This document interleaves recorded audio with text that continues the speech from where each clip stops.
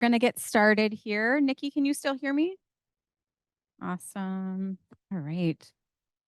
So today we have three amazing alumni here to talk about their experiences and how it pertains to two of the NACE competencies, technology and critical thinking. We have Kate Ferguson, class of 606, majored in, and please correct me if anything is amiss here, information technology and systems, as well as transportation and logistics. Kate is the Director of Trade and Business Development with the Duluth Seaway Port Authority. Thank you, Kate. We have Eric Peterson, graduated in December of 94, with a degree in math and computer science. Eric is the Manager of Cybersecurity and Compliance with Elite, excuse me. And we have Josh, is it Waring or Waring? Thank you, okay. We have Josh Waring, class of 2020, degree in computer science. Josh is the information security analyst here at UW Superior. Thank you all so much for being here. And I'm going to hand it over to Liza Shelquist, career development manager at UWS and proud UWS alum, class of 2019.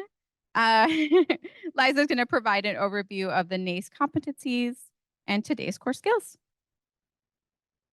Thank you, Heather. So again, my name's Liza Shelquist. I'm the Career Development Manager here at UW Superior and proud alumni. So I'm happy to be here. Today, we are learning more about what's called the NACE core competencies. NACE is a national association that has collected 8 essential skills that are desired both from employers and colleges. So it's really important for our students to be honing in these skills and identifying these skills. Developing and articulating proficiencies in these skills can provide a cutting edge advantage for you once you start looking for positions. They're also considered transferable skills. So if you hear that, that's kind of in the same realm.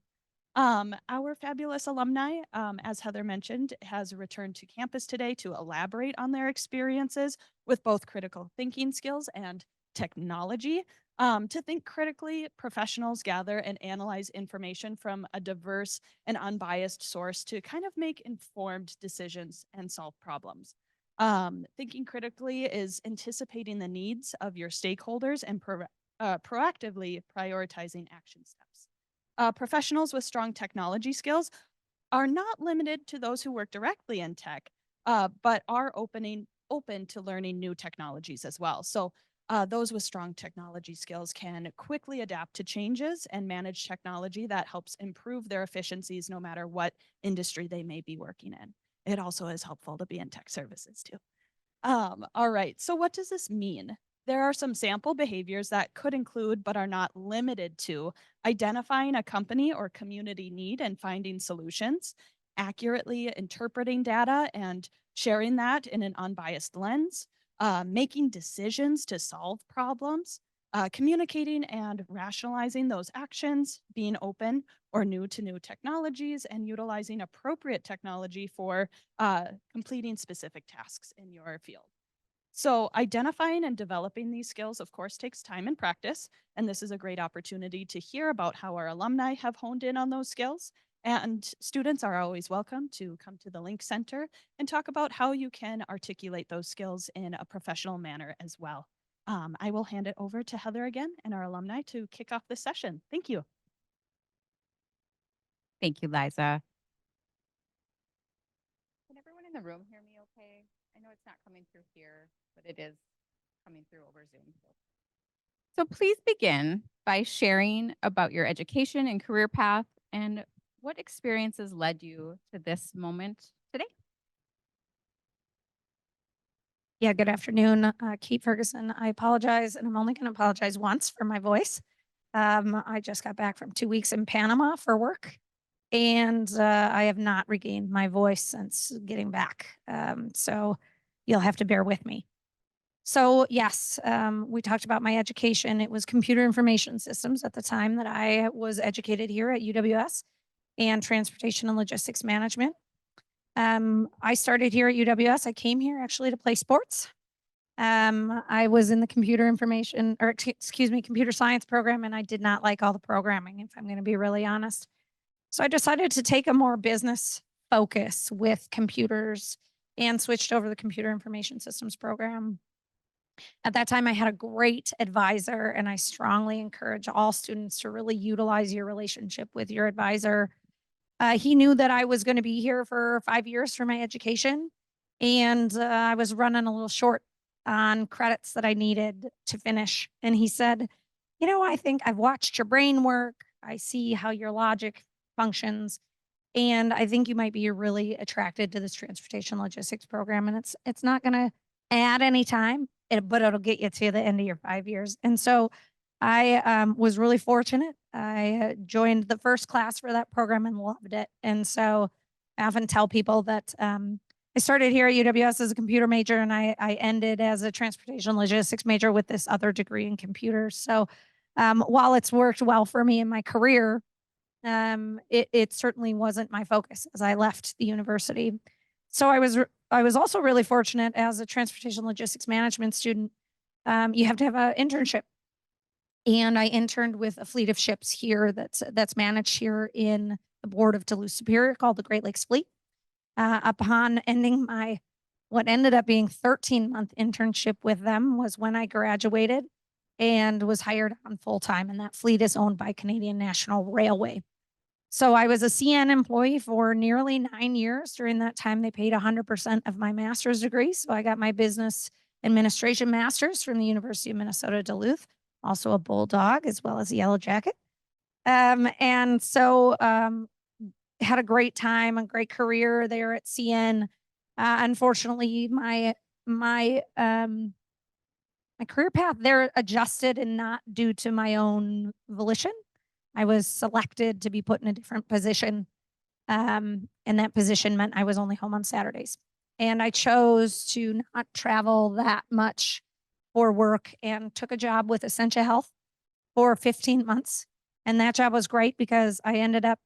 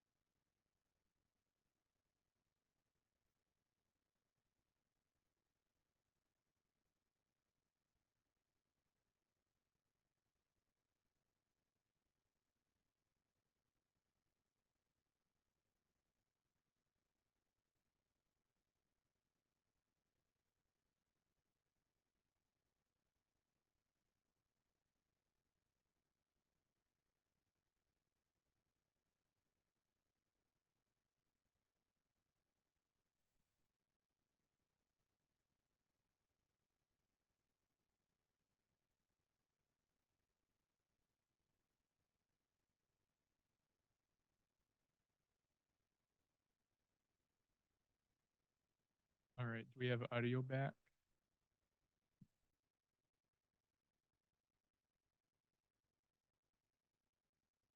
So as mentioned, I'm Josh Waring. I'm alumni of UWS. I graduated from here in December of 2020 with a major in computer science and a major in information technology systems. Um, I got into computers first in high school. I didn't really know much about computers growing up at all, and then I got into playing video games, and I wanted to build my own computer, so I did that, and I really enjoyed it. But being a high schooler, I realized money is finite, and I can't just keep building computers for fun. So I started looking at other ways that I could get into computers. Yeah, yeah. And so I started computer programming, taught myself some programming languages, and realized, hey, this is actually a lot of fun. Maybe I could see doing this as a career. So applied to UWS and got accepted here to the computer science program. I really enjoyed it, but as I was going through the program, I couldn't see myself programming for a career as much as I like coding and writing code like that. I didn't want to spend my whole day doing it. So I kind of started looking at what other options I could use that for, and that led me into the cybersecurity area of things. So I took some mathematical cryptography classes, stuff like that, and really enjoyed that. Fast forward to when I graduated, I started out as a user support specialist, so a tier 2 help desk here in our tech services department, to get some experience there. After working in that position about a year, I was then promoted up to security analyst position where I've been for about 2.5 years now. I'm currently attending grad school through UW Whitewater, transferring to Georgia Tech in the fall for cybersecurity engineering. Thanks, Josh. My name is Eric Peterson. I am the manager of cybersecurity compliance with Elite Minnesota Power. I've always been interested with computers ever since, like, yay big, right? TI 99 4A, Commodore 64, the old Atari, whatever. A lot of different things, right? So went through high school. I guess I just kind of chose it. It was just, I don't know. There wasn't any kind of big decision. That's just what I went to do because I didn't want to compete with my brother who was also going here with a chemistry degree, right? So interested in sciences and whatnot. And anyhow, so I have a degree in math, computer science. It was a degree that, I guess looking back, kind of, it seemed like it was a double major, right? So I didn't need to add a minor. So partway through, I added a physics minor. Didn't really help me. But it was, honestly, there was one job that I applied for down in the Twin Cities where they would loan the programmers out. And actually, there was one class, it was a 400 level class that, hey, this applies. Cool. Right. Anyhow, so I graduated in December of 94. Got my first job with Menard Incorporated down in Eau Claire, Wisconsin, developing software. So actually, traces of my work are actually in all Menard stores still in their deck design program. It's changed quite a bit actually since we first rolled it out back in, it was like April of 97. I left there in July of 97, got married in end of September. But the job I took back here was with Duluth School District, and I worked there for about 4 months. It wasn't the job for me. Um, I was working a lot of hours for the school district, and there needed to be some work-life balance. And so I went to work for Maurice's starting in late December of 97, developing software. A lot of batch programming at the time. We were working to migrate off their mainframe. So everything was going from the mainframe over to open systems, mainly, Unix, Linux, Oracle databases, all that kind of stuff. And then like about a year into my career at Maurice's, I got tapped to do database administration. So that's where really cybersecurity or a security mindset kind of comes in. So from there, I spent 3.5 years at Maurice's. I left there a senior program analyst, DBA. Went to work for Elite Minnesota Power end of April of 2001. And there I kind of made a switch to the dark side, as some people would probably say, to the back end side, like administering all the servers. A lot of experience in back end infrastructure, such as back recovery systems, databases, application support on the back end, a lot of data center stuff, right? So the people I was working with there, in that first part of my career there was, say, other IT people, right? I wasn't working with the business. Right, wrong, or indifferent, had to do it over again. I'd probably try to approach it a little bit differently, but we can talk about that later. And then about 2010, I had started thinking about, there's something more out there. I could keep on learning new technologies as they came along. There's something more, and decided, let's look at leadership, right? Yep. there's different challenges there, different things to learn. And so I've been in leadership generally since 2010, but I've been a manager with Elite since about 2011, about mid 2011. I led our infrastructure team for about 5, 6 years, and then has been leading our cybersecurity team since about June of 2016. So, yep.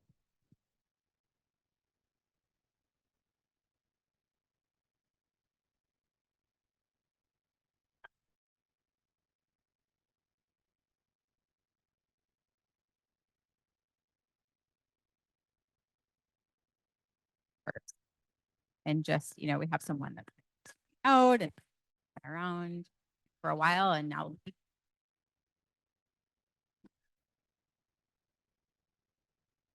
uh,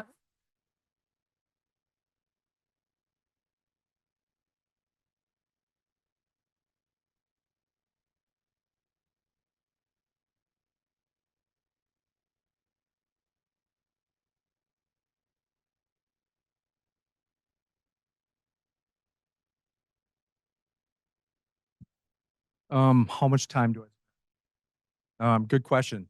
I would say all of my time is on, but it depends on your perspective, right? So maybe a little bit about a typical day. So one of the first things I do is I go read some news, right? I read all kinds of, well, I shouldn't say all kinds of news. I go read some news. Um, I go through US, world, technology, business. I usually go to Google News nowadays. And then, it's sometimes different forums and whatnot. And what I'm looking for is what are the current events, right? And a lot of those current events are, I'm looking for the cybersecurity related stuff. What are the things that I need to look out for and go talk with my group about, right? One of the things that I've been tracking a little bit more lately is probably heard Optum, a division of United Healthcare, has been hacked, right? They filed an 8K. It's just a SEC filing, Securities and Exchange Commission filing, new requirement for publicly traded companies when they have a cybersecurity event. And I kind of suspected it was probably ransomware. They still haven't confirmed it, but it sounds like they may have paid a ransom, right? So, what in that event can I take to back to Elite?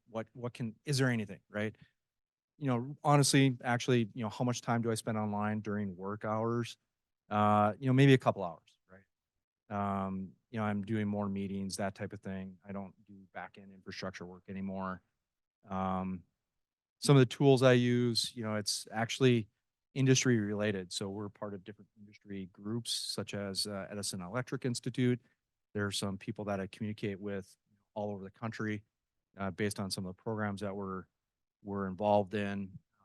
So like instant messaging, right? It's just there's different brands, and there's Slack, there's other things.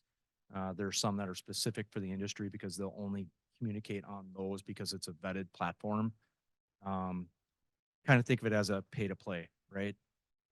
So we're using a lot of virtualization technology on the back end. We're probably north of 90% virtualized, probably closer to 95.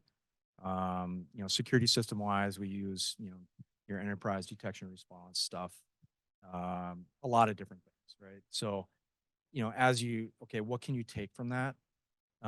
As a leader, I would be looking for, okay, does this person understand, like, say, do they have problem solving abilities? Can they communicate? Things like that. Uh, how would they fit in the group? Because in an interview, as we're interviewing that person, you kind of get an idea of what's their personality and how's that personality going to fit with the rest of the group. You certainly don't want two people to clash in the group. It's just not a good thing. So a lot of different technology. And there's always something new to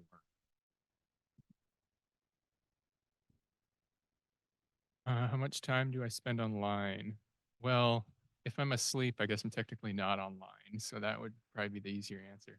But my day starts out pretty similar, where I get up, look at any alerts that came in over the night that weren't high priority enough that they woke me up, and then yeah, just looking at any news or advisories that came across and stuff like that. So yeah, first hour or so of my day is just kind of triaging, going through that and doing some routine alert reviews and stuff like that there. And then yeah, so we got Slack channels and Teams channels for Fusion. So we get alerts and information from so many different sources.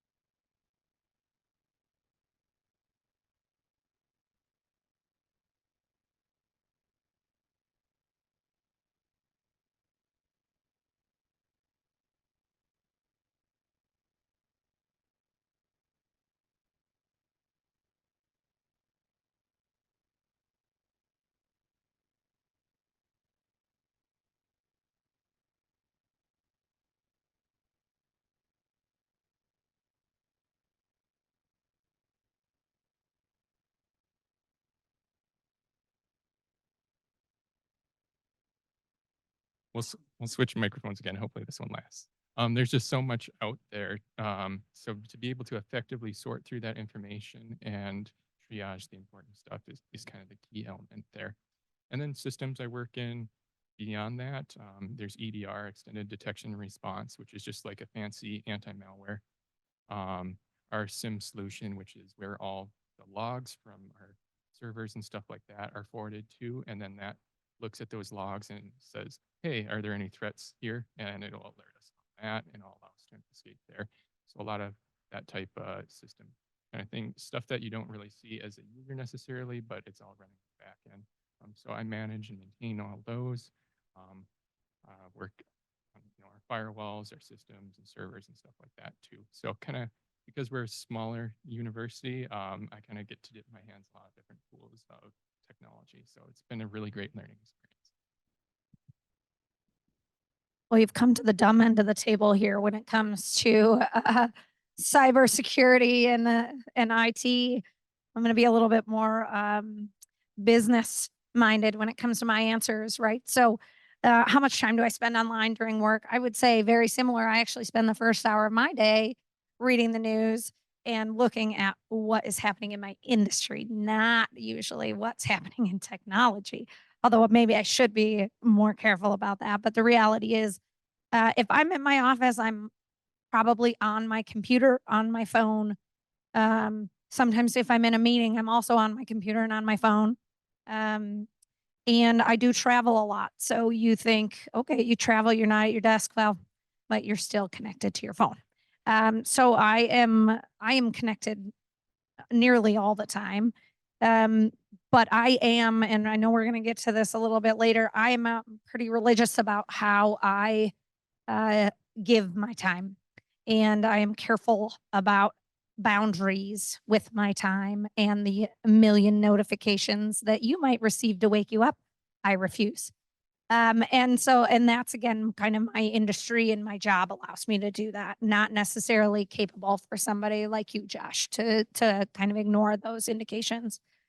So, what systems do we utilize? Well, in industry, so within our business, and then maybe peeking a little bit into our terminal and some of the stuff we use on that terminal. We have a lot of readers for identification numbers. We have inventory control systems. We, in particular, are heavy on Microsoft's products, obviously, as a business. We have a database cloud storage file storage system. So that's something that I help design and develop. We actually rely a lot on the Coast Guard. So in my industry, maritime, the Coast Guard has a cybersecurity team. And that cybersecurity team actually helps us when it comes to if there were an incident, we could actually report that to the Coast Guard. And it sounds like kind of your response team, they would actually help us respond. But the bigger picture is they want to know about incidents so that they can make sure the rest of the maritime world can be protected against whatever those incidents may be. Bottom line for us, we hire out our IT. It is all done by consultants. So our IT is managed by a company here in Duluth that manages all of our systems, softwares, admin kind of stuff. So that's our reality.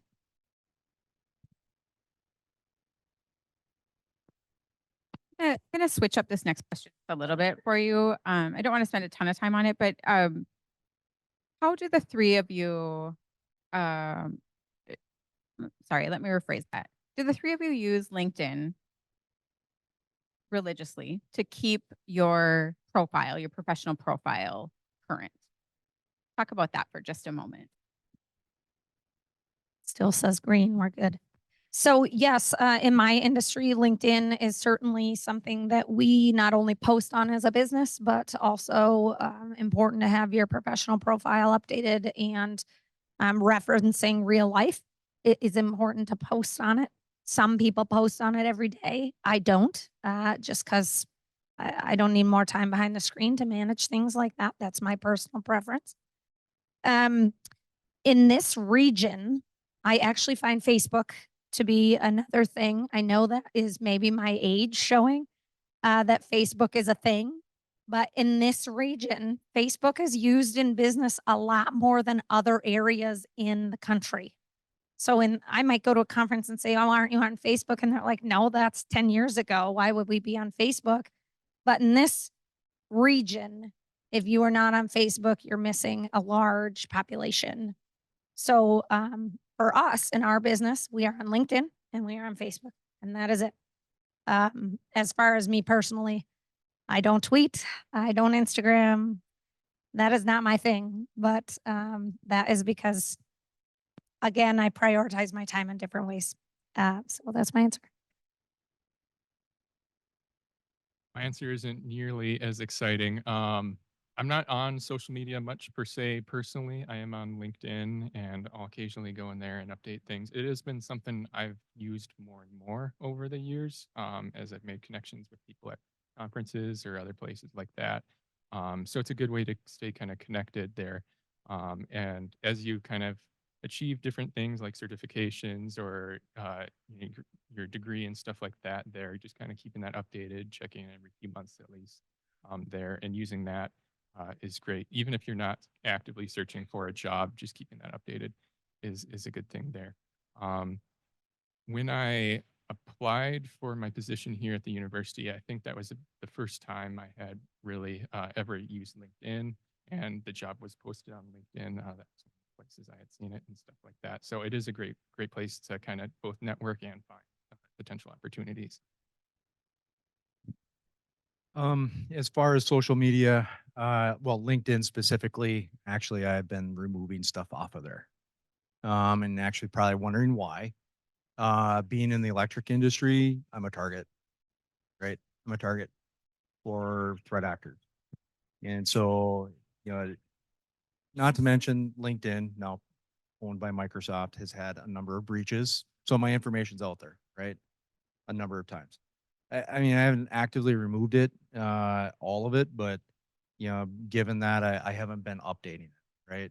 And so if the other problem as well is I get a lot of vendor calls, a lot of cold calls, and I they just want 1 minute of your time. Well, 1 minute can turn into 5 to 30, you name it, and I could be on the phone with vendors all day long. That's not my job, right? That it might be part of my job, but it's not all of my job, right? So other tools like well, from LinkedIn standpoint, we do post jobs, but we send people to um, our job portal to apply for it. So I'll share that stuff, right? Same thing with Facebook. I'll share that. I actually, this is what I say to other people is I'm on social media to kind of keep an eye on what my kids are doing, right?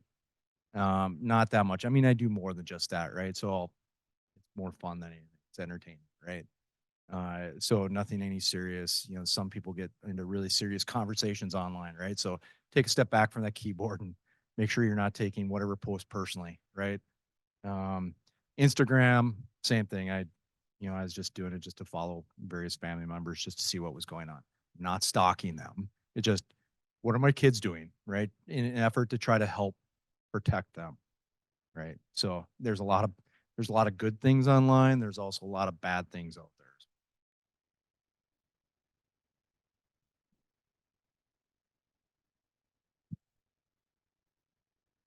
Thank you. And then if we could quickly, and Kate, you did touch on this just a little bit. If we could just talk about, with the difficulty to be disconnected in today's world, right? How do you manage that work-life balance?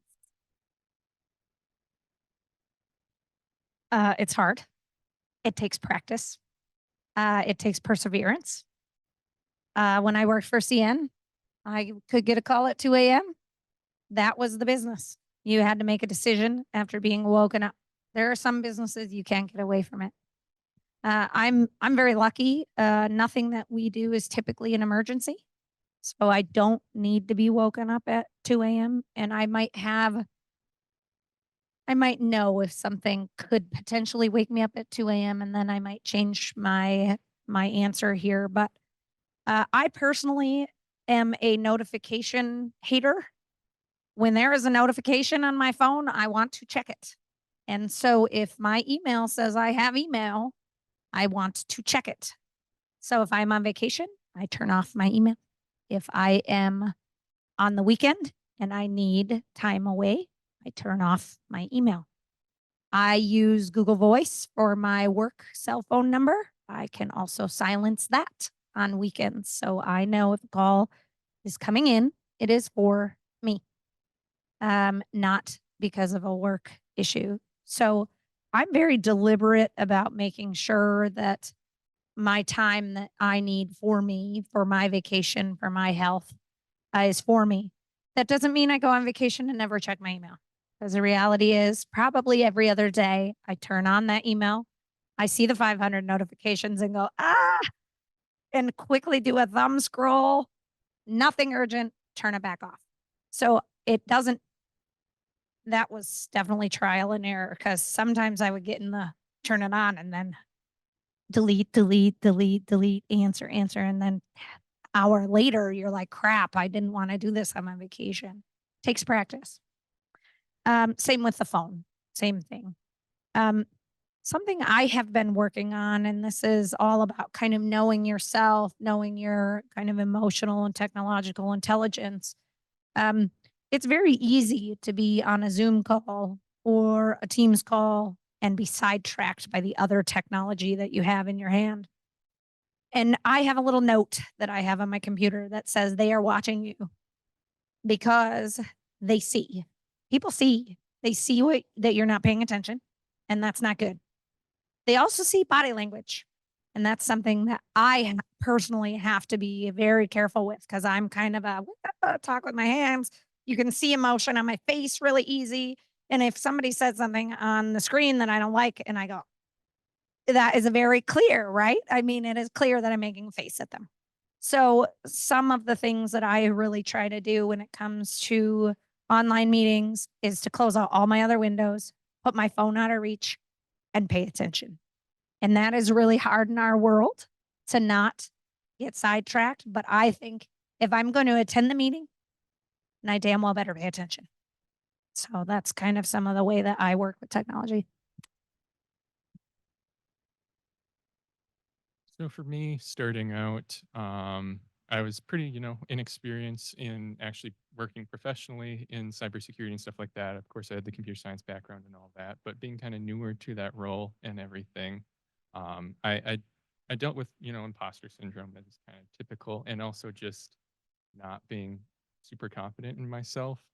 Any alert that came through after hours, basically, I was on it, checking it, even if it's something that it's not a priority at all. It could wait till tomorrow type thing.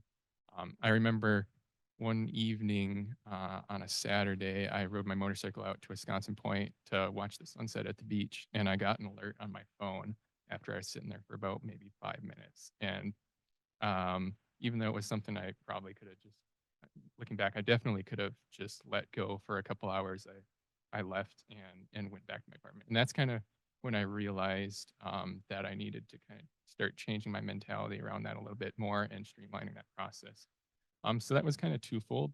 There's the tuning of the alerts themselves. So I started creating better ways to be alerted of priority alerts after hours. Some of that was just simple, filtering some emails out to folders in Outlook that don't alert me. Some of it was, implementing kind of like almost a pager system basically for the highest priority alerts. So that would ring regardless. And I know that. But then if I just get a generic alert type thing, well, that's something that probably can wait till the morning. So just becoming better at recognizing what alerts need to be looked into, as well as kind of sorting through that noise a little bit and reducing that really helped. And then just kind of gaining confidence in yourself over time as you get experience in that role and stuff like that. So that really helped there, and eventually you achieve that balance. And it's now I went from spending several hours a week after hours just looking into alerts and stuff like that. Now maybe a couple hours a week on a particularly bad week, generally. But yeah, so it's a lot more manageable now. So I heard a couple good things from both of these people next to me here, right? And I don't know how much more I can add. It's perseverance and figuring out what your balance is. And that balance changes in how you do it. There's been times where, okay, one of the reasons why I left Maurice's, why was that? I was getting called a number of times at night and for stuff that I didn't write for code, right? And I didn't have one of these. Well, I did, but it wasn't for work, right? So as soon as the computer operators understood that I was going to pick up the phone no matter what, because that's just the way I am. Yeah, I was getting called 3 out of 4 weekends, so it was time to look for something else. As a leader, where I'm at now, again, it takes practice and perseverance, figuring out what you need to respond to right away and what can just wait. And I think you have to learn. You have to learn how to do it, right? While sitting here, actually before this started, I had a couple alerts and it was just Microsoft Teams and it was just, okay, it can wait, right? But I do know that when my team calls me at night, it's probably something very critical. And we just actually had that Thursday night, and thankfully it was a false positive. But I mentioned early on that I probably don't make it past 10:30 much anymore.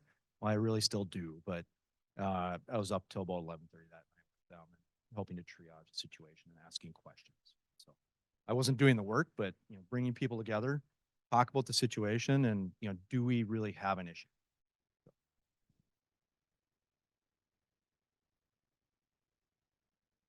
I think and I know nothing about your world, but I think in IT especially, a little bit comes with the territory, right? But you still need to figure out that balance. Um, so we're gonna go to number 6. Okay. What's a constant challenge in your profession, and what does your decision-making process look like? And then, to go along with that, are there processes you apply to, personal life and other aspects of your life? Yeah, I gave a little thought to this consistent challenge piece ahead of this, but so it's not going to be IT related, but it kind of is. So a consistent challenge in our workplace is government regulation. We are, a transportation based company that works in the port and works a lot with the different regulations of importing and exporting commodities and products and goods. And one of the things that means is that we have a customs and border protection issue anytime something crosses the border. So it is a consistent challenge because their regulations are changing regularly. Our preparedness to those regulations has to change regularly.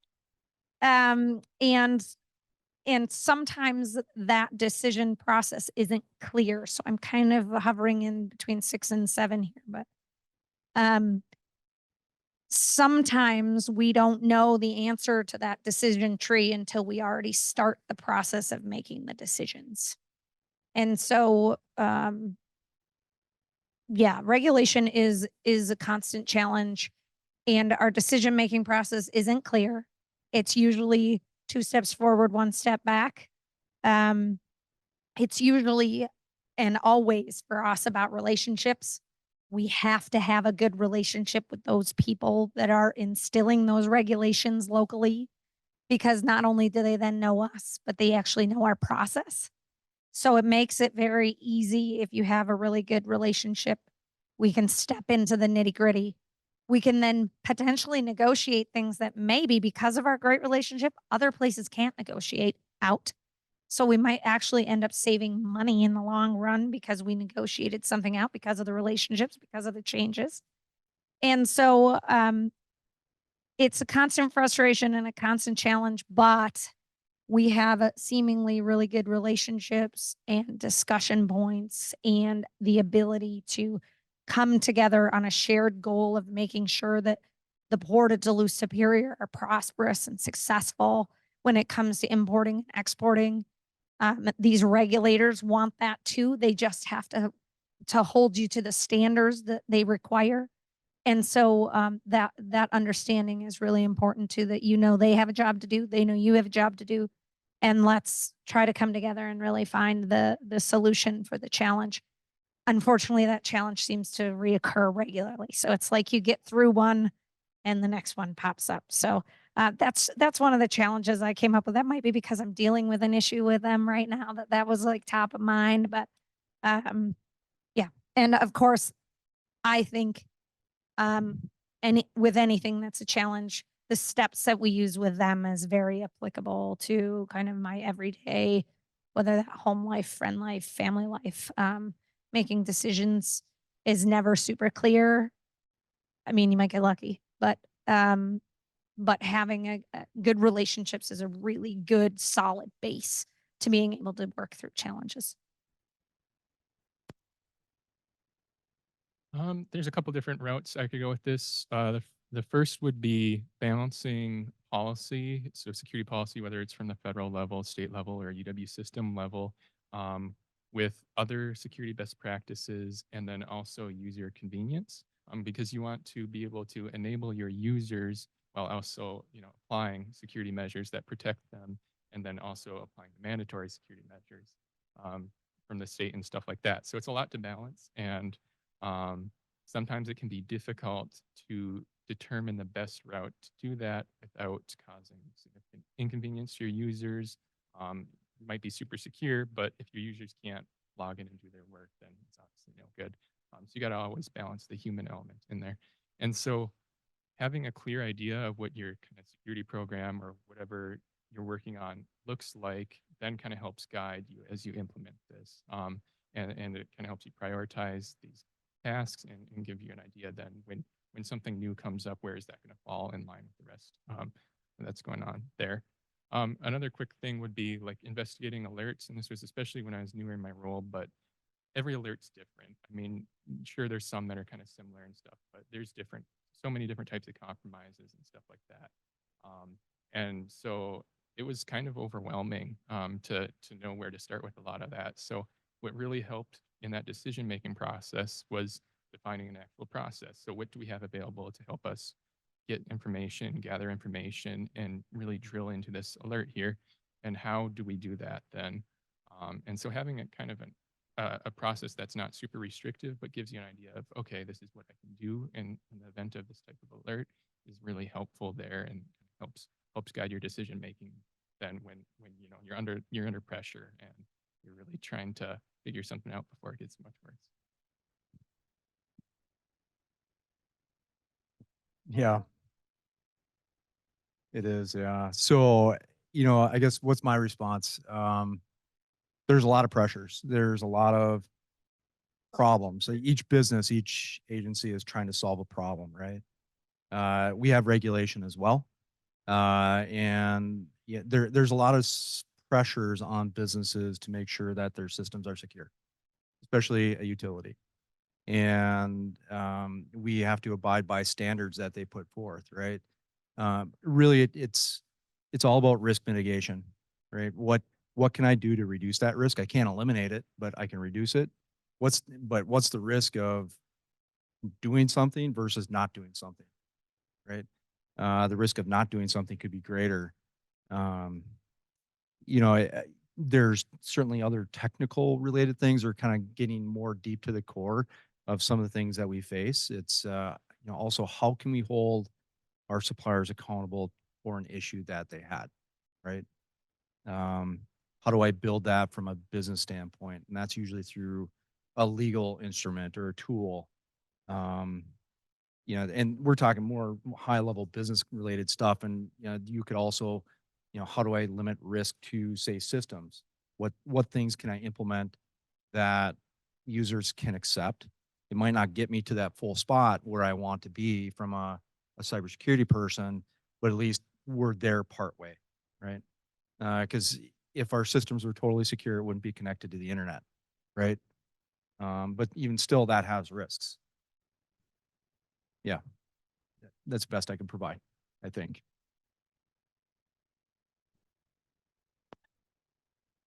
Thank you.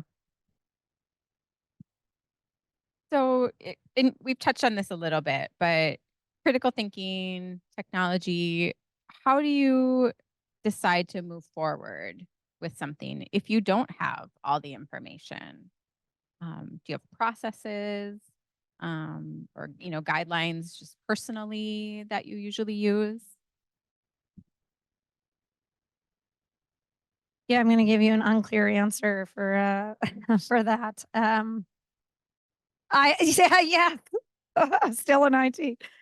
Um, so when you don't have all of the information, which is frankly a lot of the decisions you make on a day-to-day basis, I'm usually a very black and white person. I like to know yes or no, not somewhere in the gray, right?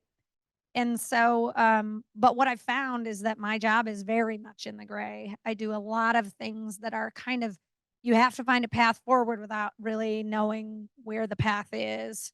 And so I do a lot of different things. I really like to facilitate meetings. So sometimes if I don't have the path forward, I might facilitate a meeting with people that I know have been through it or are experts or have ideas.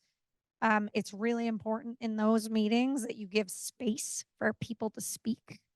Um, not you're trying to pull information out of them, right? So you don't want to talk over them. You want to give them time to speak, respond. Um, you can use a lot of logic. You can use logic. You can use collective ideas. Uh, you can make a mistake if you haven't been told that yet in your life. You can make a mistake, and that's actually in my opinion, best way to learn is by making a mistake. Um, so it's one step at a time. It's giving yourself a little grace, breathing, collecting the advice when you have people that you can trust and can advise you, whether that's your boss, your friend, your colleague that might be adjacent to you. We just as a super basic example, we might be going through an electrification program where we're trying to reduce our electrical needs. Well, that might not be a clear, you take this step, and this. But look, I know somebody from Elite that might be able to say to me, like, well, here are some of your options, and we could try to implement this. And, if that may or may not work right. And, so you really got to just make an informed decision the best you can. And move forward because the the really confusing and complicated processes that you're going to have to make decisions are normally not one decision. They're normally going to be a lineup of a variety of decisions that you're going to have to make to get to your end result. And so start with one. And that's how I get through kind of the challenging things that need to be accomplished in my job. That was a really good answer. I'm gonna keep it short.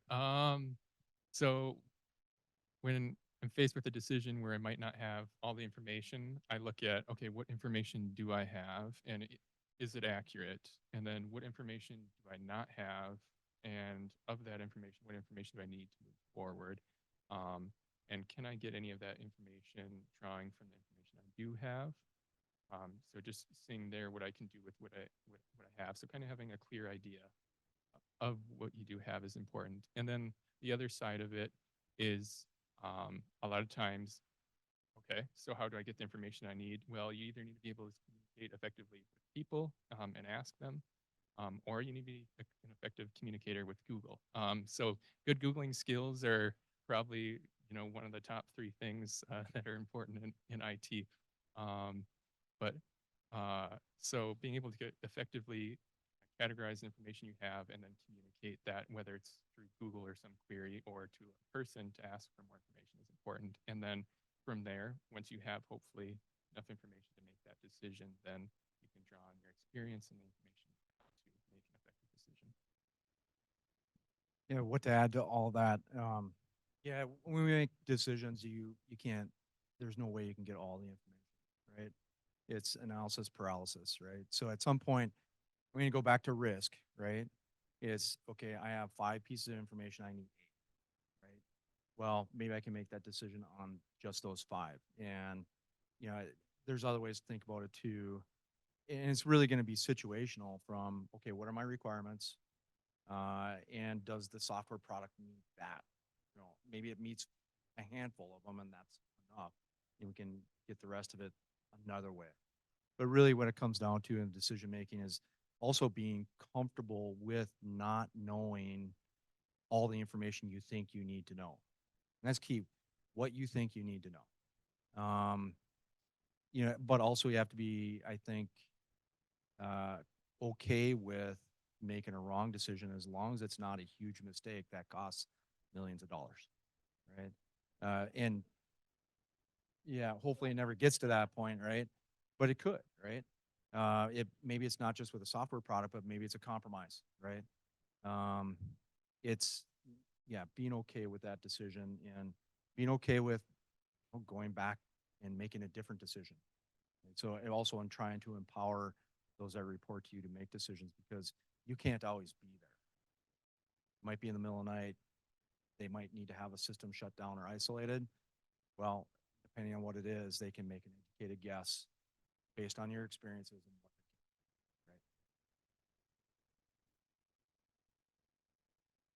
I think that I just wanted to add and promote one thing that both of them said is rely on your experience, because there's a lot of knowledge there too on your past decisions, on how comfortable you are to move forward.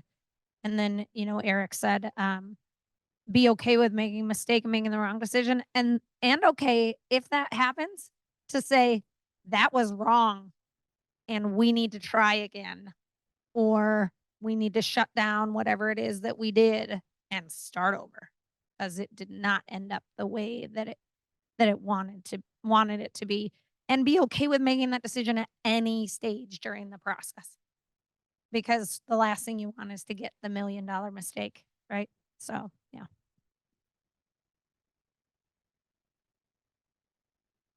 So the reason why we're here today is to help students and others, be ready for their careers, right? And so these are 2 competencies, technology and critical thinking, that we know that they're extremely important for employers. Um, it's what they're looking for, you know. They're not really skills that you can learn necessarily in a classroom, right? And so, if you could, just with our final few minutes here, any final thoughts on how you've used these competencies? Any tips for those that might be out in the workforce, in the near future? Just any final thoughts on those competencies? Thanks. I think you hit the nail on the head. These skills are really important in the workplace. Hard to learn in a classroom. So I would challenge you to challenge yourself every day. I think one of the ways that you learn critical thinking and even learn technology is to challenge yourself to learn new things. I am a perpetual learner. I just got certified as a volunteer firefighter 2 years ago. You know, that's something that for me, I want to learn about that. And so it gives you more skills. Every time you learn something new, it gives you a new skill on how to critical think and a new way of maybe um approaching a problem. Like you get a different set of views, so you see things from a different point of view, and that helps you critical think, right?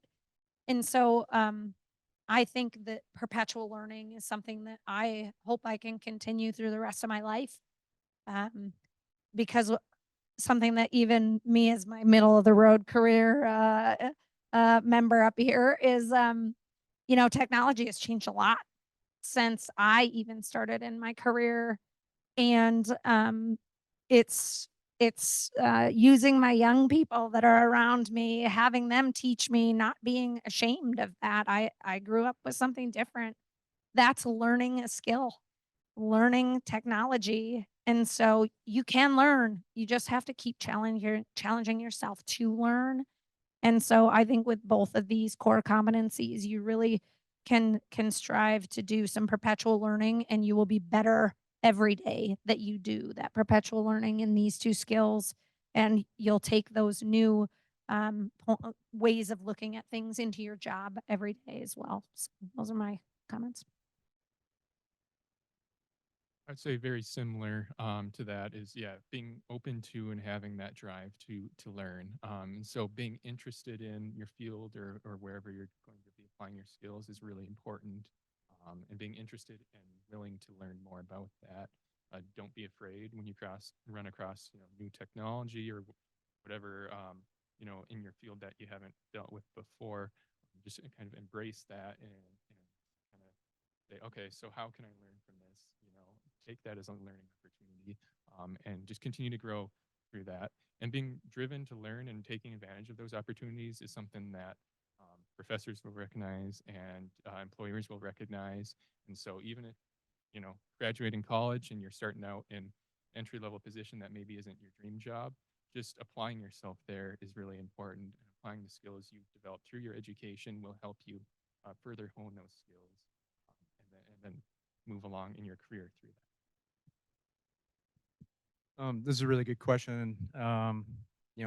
It's, how do I answer it? I'm not really sure, except for what the prior two people mentioned. It's continuous learning. I look back at my career, it's all been about that, and staying engaged with that, and not, I mean, to a degree, you can kind of get stuck in a rut with your current job.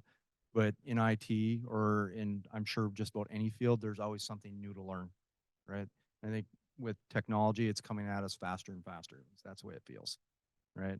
Now in my stage of my career, it's okay. How can I teach others?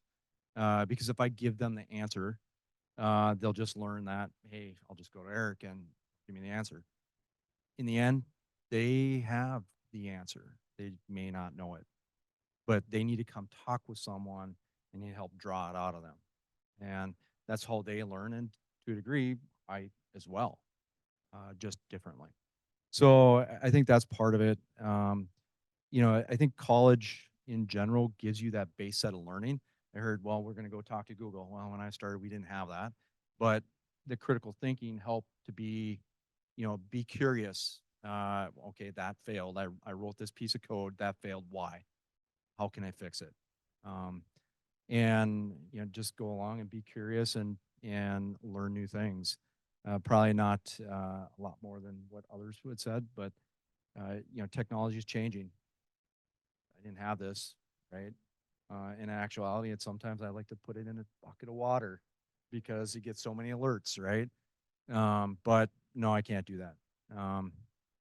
But yeah, and be open to change, because the world's changing whether you like it or not, and fast.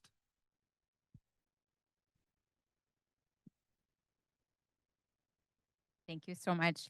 Any questions from anyone in the room or online? Feel free to pop a question or comment in the chat. Thank you. Okay. You got it?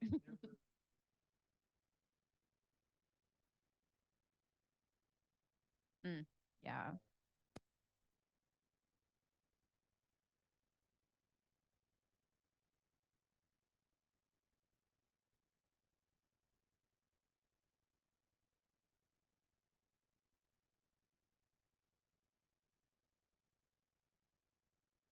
So environmental regulations, government regulations.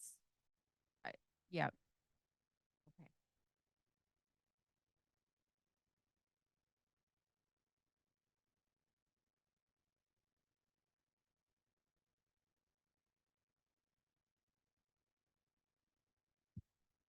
So the question was about negotiating and about the border. Yeah, regulation and negotiation about the border. So, um, yeah, so again, Kate, I'm with the Duluth Seaway Port Authority. We work with Customs and Border Protection on a lot of different issues. And every port is a little bit, this is getting very deep, but a little bit regulated by the port director specifically in their port. So they have a 600-page document that indicates what standards are for a facility you might have to put up. But the port director can look at their port, so the Port of Duluth Superior, and say, well, actually, here are the risks within that 600-page document. Here are the ones that I specifically want to focus on. And then we can kind of negotiate what happens for the other ones. So, for instance, our cruise facility here in Duluth that clears passengers off of cruise ships back into the United States does not have a jail cell in it. It is required in other ports, but we are not Miami. We don't get 4,000 passenger ships. We get 200 passenger ships, and the police department is less than 2 miles away where the nearest cell is. So those are the kinds of things where I'm talking about for negotiation. You can't negotiate a lot with Customs and Border Protection. They are a government, federal regulatory agency, but you have those little things where you can say, well, can we talk about how close the proximity is of another cell, or can we have a police car here to act as a cell instead of building one? Because building a cell might cost $300,000. So those are the kinds of negotiations I'm talking about. And yeah, how can we solve this problem without exactly what you say? Exactly. So did I answer that question, hopefully?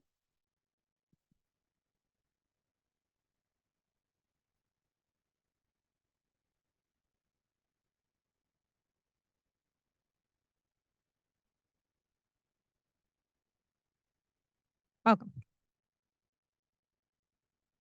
Kate, Josh, Eric, thank you, thank you, thank you so much for doing this. We will be sharing it with students across our wonderful campus. So we really appreciate your time and talents. And